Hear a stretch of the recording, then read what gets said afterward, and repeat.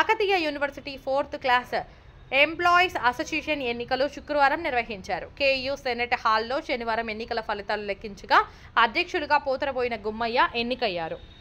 ప్రధాన కార్యదర్శిగా బొక్క మొగిలి, ఉపాధ్యక్షుడిగా పోతనబోయిన అంకుశ్ యాదవ్, కోశాధికారిగా తిరుమల సింగ్ శ్రీనివాస్, ఆర్గనైజింగ్ సెక్రటరీగా ఎండి వాలీ పాషా, రిక్రియేషన్ సెక్రటరీగా నంగునూరి ఐలయ్య, మహిళా ప్రతినిధిగా జానపట్ల మల్లికాంబ ఎన్నికయ్యారు. అనంతరం Kakatiya university 4th class employees నూతన కార్యవర్గాన్ని రంగులు చల్లి పూలమాలలు వేసి శాలువాతో ఘనంగా సన్మానించారు.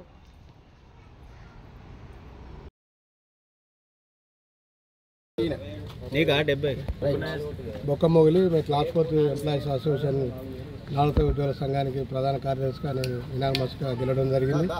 అలాగే ప్రెసిడెంట్గా మరి పోతరమైన గుమ్మయ్య మరి ప్రెసిడెంట్ 68 ఓట్ల మెజార్టీతో గెలిచిండు. అలాగే వైస్ ప్రెసిడెంట్గా మరి అంకుశ్ అన్న యునానిమస్గా గెలిచిండు. మరి అలాగనే మల్లిపాస ఆర్గనైజేషన్ సెక్రటరీ, అలాగనే రిక్రియేషన్ సెక్రటరీగా ఎన్ ఐలయ్య, మహిళా ప్రతినిధిగా మల్లికాంబక్క, ట్రెజరీగా తిరుమల సింగ్. ఇది మా ప్యానల్. మరి ఈరోజు మేము గెలవడం సంతోషంగా ఉంది.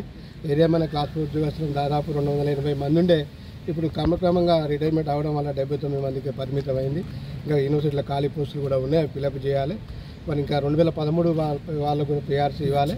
ఈ వైస్ ఛాన్సలర్ రిజిస్ట్రార్ కూడా ఈ సభగా తెలియజేసేది ఏంటంటే మా ఉద్యోగస్తుల సమస్యల పట్ల సానుకూలంగా స్పందిస్తారని, భవిష్యత్తులో ఎలాంటి మేము పోరాటాలు చేయడానికి సిద్ధంగా ఉన్నామని తెలియజేసి అవకాశం ఇచ్చిన క్లాస్ ఉద్యోగస్తులకు మరి అడ్మినిస్ట్రేషన్ ఆఫీసర్స్కి అందరికీ క్లాస్ ఉద్యోగుల సంఘం తరఫున ప్రత్యేకమైన అభినందనలు తెలియజేస్తూ ఉన్నాను. 12 ఎంతైనా 68 ఓట్లతో మెజార్టీ మేము ఉద్యోగ సంఘాలకు నౌకర్ల కోసం పిఆర్సీ కోసం పోరాడి మేము వాళ్ళకు న్యాయం చేద్దామని నా ఆలోచన. పిఆర్సీ ఆగిపోయి 5 years అవుతున్నది. దానికోసానికి కొట్లాడడానికి నేను నిలబడ్డాను. ఆ ప్రాబ్లమ్ యూనివర్సిటీలో అదే ఎంప్లాయీస్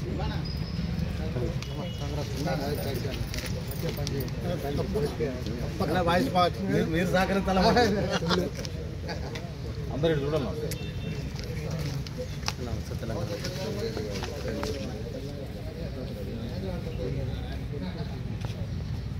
అన్నదాంతరం